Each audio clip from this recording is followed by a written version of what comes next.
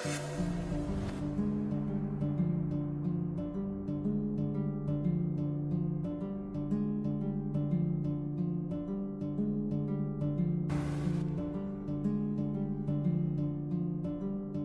Nora Vitria o mas kilala sa social media na Ebing Mayor ay 21-year-old at isang miyembro ng LGBTQ+ at taga-Batasan Hills, Quezon City.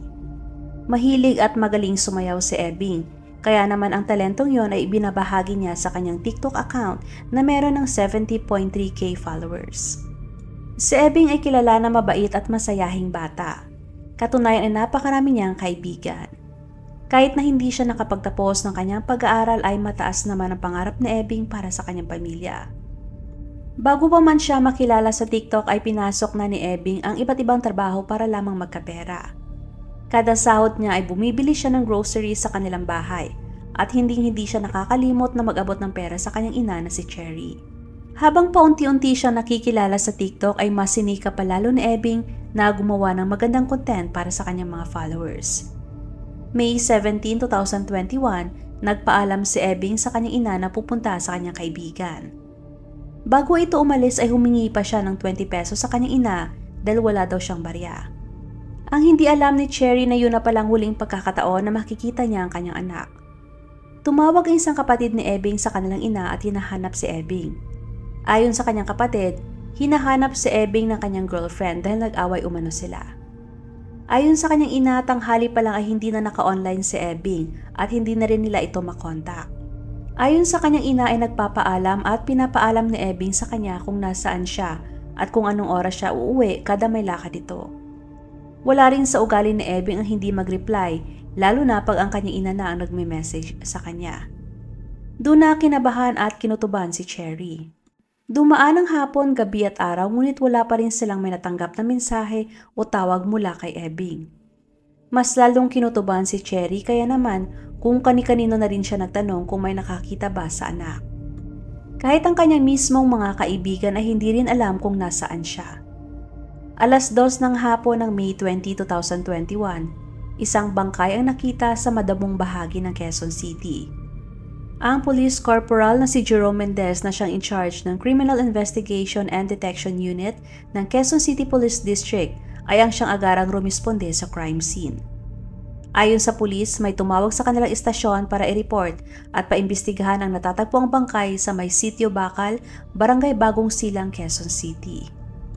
Napansin din nila na walang suot na kahit na anong bangkay. Maitim na ang kanyang katawan. Pinaslakan din ng 10 cm na kahoy ang kanyang at may lumalabas pa na mga uod. Ayon kay Police Lieutenant Colonel Albert Arturo, officer in charge ng SOCO, napakahirap para sa kanila na ma-identify ang biktima dahil sa estado ng bangkay. Kaya humingi na din sila ng tulong ng medico-legal para makilala ang pagkakakilanlan ng biktima at malaman ang sanhi ng kanyang pagkamatay. Nakita din na halos durog na ang ulo ng biktima kaya posibleng pinukpok pa ito ng matigas na bagay. Base sa estado ng bangkay ay 2 o 3 araw na itong patay at doon mismo siya pinatay sa lugar kung saan siya natagpuan. Wala rin nakitang mga gamit ng biktima na maaring makakapagbigay ng clue ng kanyang pagkakakilanlan. Pero may nakita sila na tattoo sa kanyang kamay na pwedeng makatulong para makilala ang biktima. Mabilis na kumalat ang balita at dahil kinukutuban na rin ang mga kaibigan ni Ebing kaya pumunta sila sa crime scene. Kahit sila mismo ay hindi na makilala ang bangkay dahil wasak na ang kanyang mukha. Habang nagsasagawa ng investigasyon ng mga pulis ay may isang lalaki na lumapit sa kanila at sinabi na mayroong isang tao na kilala ang huling nakasama ng biktima. Ang testigo ay nagngangalang Xander de la Cruz. Si Xander ay isang pedicab driver at orihinal na nagmula sa Carles, Iloilo. Ngunit kasalukuyang nakatira sa Isla Pulang Bato, Barangay Bagong Silang, Quezon City. Agad na pinapunta sa presinto si Xander para makuhanan ng statement. Sinabi ni Xander na ang biktima ay si Nori Ventria alias Ebing Mayor. Doon na pinaalam ng mga pulis sa ina ni Ebing na ang natagpuang bangkay ay ang kanyang nawawalang anak. Halos gumuho ang mundo ni Cherry nung natanggap ang masamang balita. Lalo pa ang kalunos-lunos na sinapit ng kanyang anak sa kamay ng mga sospek. Hindi rin niya lubos akalain na magiging biktima si Ebing ng karumaldumal na krimen. Base sa mediko-legal, ang sanhi ng pagkamatay ni Ebing ay ang patal na sugat sa kanyang ulo na nagdulot ng fracture at ang pagpasok ng kahoy sa maselang bahagi ng kanyang katawan. Ayon sa salaysay ni Xander, siya ay kaibigan ni Ebing at nakita umano niya na may kasama itong dalawang lalaki na sina Joel at Richard gabi ng May 17, 2021. Ngunit malakas ang kutob ng mga investigador na may kinalaman si Xander sa nangyari kay Ebing. Dahil habang nasa presinto ito ay halatang kinakabahan at balisa si Xander. Inimbitahan din ng mga pulis ang ama ni Ebing na si Romel Miklat sa presinto. Nung nakita ni Xander si Romel ay mas lalo itong naging balisa at mas kinabahan. At hindi nga tumagal ay umamin na rin si Xander sa harap mismo ni Romel na sangkot siya sa pagpatay kay Ebing. Dahil sa kanyang pag-amin kaya naging prime suspect si Xander. Kinumpirma din ng ina ni Ebing na si Xander ay kababata at matagal na ang kaibigan ni Ebing.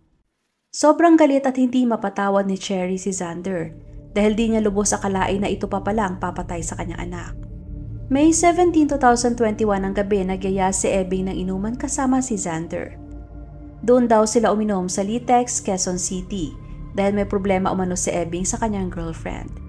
Natapos silang uminom madaling araw na ng May 18, 2021. Parehong lasing sina Ebing at Xander at magkasama na umalis at sumakay sa tricycle patungo sa Phase 4 Payatas, Quezon City. Pagkarating nila sa nasabing lugar ay doon sumalubong sa kanila sina Joel at Richard. Ayon kay Xander, agad na sinikmuraan ni Joel si Ebing na agad namang nawala ng malay. Kasunod noon ay binuhat nilang tatlo si Ebing papunta sa bakante at madamong lote. Doon ay sinimulan na nilang halayin ang wala ng malay na biktima. Salitan pa silang tatlo sa pangahalay kay Ebing. Habang nakapatong pa si Joel kay Ebing ay inutusan niya si Xander na kumuha ng bato at pukpukin sa ulo si Ebing ng 2 beses. Pero nung nakita ni Joel na buhay pa si Ebing, ay kinuha niya ulit ang bato at siya na mismo ang humampas sa ulo ni Ebing hanggang sa tuluyan na itong mamatay. Dagdag pa ni Xander na si Joel din ang sumalpak ng kahoy sa maselang bahagi ng katawan ni Ebing. Sinimula nilang halayin si Ebing bandang alas 2 ng madaling araw at umalis sila sa bakanting lote bandang alas 4 ng umaga. Sobrang dilim ng lugar at tanging flashlight lamang ang gamit nila na ilaw. Dahil sa salaysay ni Xander ay naging suspect na rin sina Joel at Richard. Nagsagawa ng follow-up operation ng QCPD para hulihin sina Richard at Joel. Nakuha sa possession ng ibang mga personal na gamit ni Ebing gaya ng cellphone, gold na kwintas at bracelet. Nakuhanan din ng improvised na baril si Joel nung siya inaresto, kaya kinasuhan din siya ng illegal possession of firearm. Dahil sa statement ni Xander at sa mga nakuhang ebidensya, ay sinampahan ng kasong rape with homicide at robbery sina Xander de la Cruz, Joel Loyola at Richard Araza.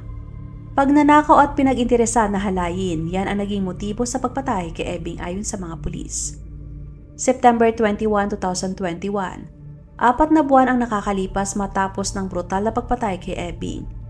Ang presiding judge na si Ferdinand Bailon ng Regional Trial Court Branch 77 ng Quezon City ay ibinaba ang desisyon laban sa kasong ipinataw sa 3 suspect. Ang kanilang hatol ay guilty beyond reasonable doubt para sa kasong rape with homicide na ang parusa ay habang buhay na pagkakakulong. Dagdag pa doon ay hinatulan din ng guilty sina Joel at Richard sa kasong pagnanakaw na ang parusa ay 4 na taong pagkakakulong at ganon din si Xander. Si Joel ay guilty din sa kasong illegal possession of firearms. Ayon kay Cherry na bata pa lamang sina Xander at Ebing ay nakikita na niya may pagnanasa ito sa kanyang anak. Kaya nung nakahanap siya ng pagkakataon ay ginawa na niya ng masama si Ebing. Masaya naman ang ina ni Ebing dahil sa mabilis na pag-aksyon sa kaso ng kanyang anak at nabigyan din ng hustisya ang kanyang pagkamatay. Itinuring din ng mga pulis na case closed na ang kaso ni Ebing Mayor. Shout out kina Janice Bolus ng France, Helen Gafood ng Hong Kong, Christy Genevieve Montesido, Rosemary Biagtan, Evelyn Aguilo at Jessica Lubitania. Maraming salamat po sa panonood at mag-ingat po kayo lagi.